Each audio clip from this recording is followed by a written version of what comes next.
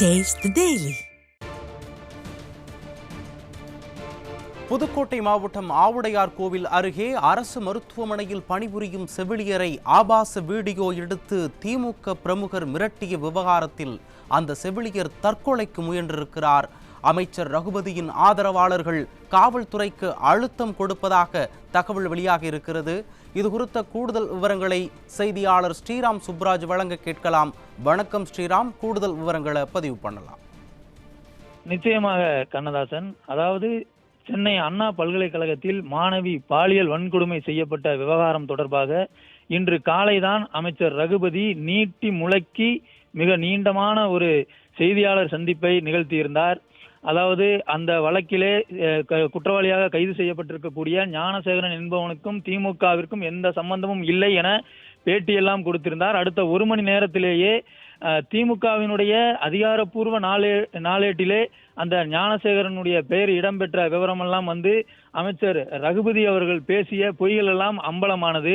இந்த சூழ்நிலையில் அமைச்சருடைய சொந்த மாவட்டமான புதுக்கோட்டை மாவட்டத்திலே திமுக பிரமுகர்களால் ஒரு அரசு ஊழியராக இருக்கக்கூடிய அரசு மருத்துவமனையில் பணியாற்றக்கூடிய செவிலியருக்கு நடந்த கொடூரம் வந்து அம்பலமாகி இருக்கிறது. அதாவது புதுக்கோட்டை மாவட்டம் ஆவுடையார் கோவில் அரசு மருத்துவமனையில் செவிலியராக பணியாற்றக்கூடிய ஒரு பெண்ணிடம் திமுகவினுடைய புதுக்கோட்டை தெற்கு மாவட்ட சுற்றுச்சூழல் அணி செயலாளராக இருக்கக்கூடிய பாரதி ராஜா என்பவர் ஆபாச படம் எடுத்து அவரை மிரட்டி 10 லட்சம் ரூபாய் பணம் தர வேண்டும் என்று மிரட்டி இருக்கிறார்.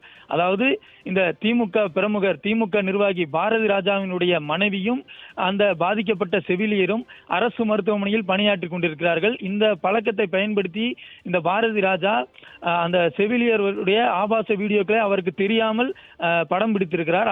அந்த ஆபாச வீடியோவை செவிலியரிடத்திலும் அவருடைய கணவரிடத்திலும் காட்டி தனக்கு 10 லட்சம் ரூபாய் பணம் தர வேண்டும், இல்லை என்றால் இந்த வீடியோவை சமூக வலைதளங்களிலே நான் வெளியிட்டு விடுவேன் என மிரட்டி இருக்கிறார். இந்த சம்பவம் நடந்து சுமாராக ஒரு 14 நாட்கள் கடந்து விட்டது.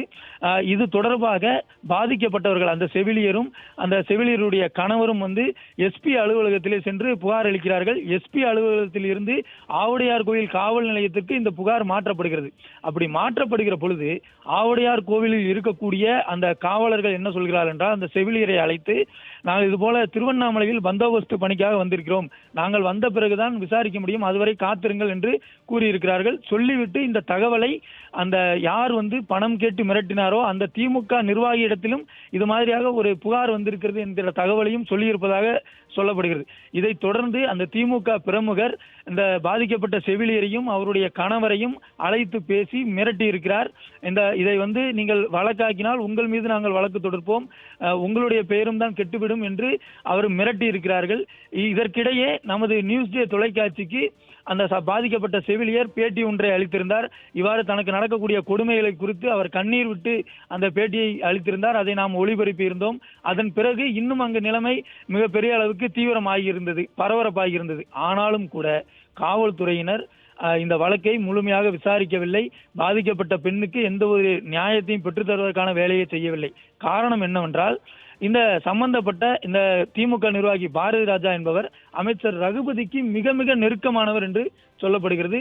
அமைச்சர் ரகுபதிக்கு மட்டுமல்ல, திமுக தலைமைக்கும் கூட நல்ல நெருக்கமானவர் என்று சொல்லப்படுகிறது. அந்த காரணத்தினால் அமைச்சருக்கு வேண்டப்பட்டவர்கள் அமைச்சருடைய ஆட்கள் வந்து காவல் நிலையத்திற்கு நேரடியாக போன் செய்ததாக சொல்லப்படுகிறது. அதாவது காவல்துறைக்கு அவர்கள் ஒரு அழுத்தத்தை கொடுத்திருக்கிறார்கள். அமைச்சருக்கு வேண்டப்பட்டவர்கள் அவர்கள் வந்து இந்த வழக்கை விசாரிக்க வேண்டாம் என்றபடி அவர்கள் சொன்னதாகவும், அதனால் காவல்துறை இதை இழுத்தடிப்பதாகவும் பாதிக்கப்பட்டவர்கள் தரப்பிலிருந்து சொல்லப்படுகிறது. இதை கண்டித்து பாதிக்கப்பட்டவர்கள் ஒரு சாலை மறியலிலும் ஈடுபட்டிருக்கிறார்கள். இதற்கிடையே பாதிக்கப்பட்ட அந்த அரசு மருத்துவமனையில் பணியாற்றக்கூடிய செவிலியர் பூச்சிக்கொல்லி மருந்தை உண்டு தற்கொலைக்கும் முயற்சி செய்து இப்ப தற்பொழுது அரசு மருத்துவமனையில் தீவிர சிகிச்சை பிரிவில் அனுமதிக்கப்பட்டிருக்கிறார். இதற்கிடையே இதை கண்டித்து அந்த உறவினர்கள், பாதிக்கப்பட்ட பெண்ணினுடைய கணவர், அவருடைய உறவினர்கள் எல்லாம் காவல்துறையை கண்டித்தும் திமுக பிரமுகர்களுடைய இந்த அராஜகத்தை கண்டித்தும் சாலை மறியலில் ஈடுபட்டார்கள். தவறு செய்த திமுக நிர்வாகியை கைது செய்ய மனமில்லாத இந்த காவல்துறை அதன் நியாயம் கேட்டு போராடிய உறவினர்களை கைது செய்துள்ளது. அது மட்டும் இல்லாமல் இத்தனை நடந்த பிறகு 14 நாட்கள் கடந்து விட்டது.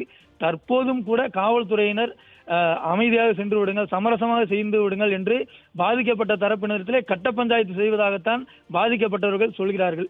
இன்று காலைதான் அமைச்சர் ரகுபதி அவர்கள் திமுக அரசு மிகவும் நியாயமாக செயல்படுவது போல நீட்டி முளைக்கு பேட்டியெல்லாம் கொடுத்தார். அவருடைய சொந்த மாவட்டத்தில் அவருக்கு வேண்டப்பட்டவர்கள், அவருடைய ஆதரவாளர்களே ஒரு பெண்ணுக்கு எதிராக, அதுவும் அரசு மருத்துவமனையில் பணியாற்றக்கூடிய அரசு ஊழியருக்கு எதிராக இத்தகைய ஒரு கொடுமையை அரங்கேற்றிருக்கிறார்கள் என்பது அம்பலமாகியிருக்கிறது. இதன் மூலமாக திமுக ஆட்சியில் திமுகவினர் பாலியல் குற்றங்களில் தொடர்ந்து ஈடுபடுவதையும் அவர்களை இந்த அரசே காப்பாற்ற முயல்வதும் அம்பலமாகி இருப்பதாகத்தான் மக்கள் பேசிக் கொள்கிறார்கள். கண்ணதாசன்,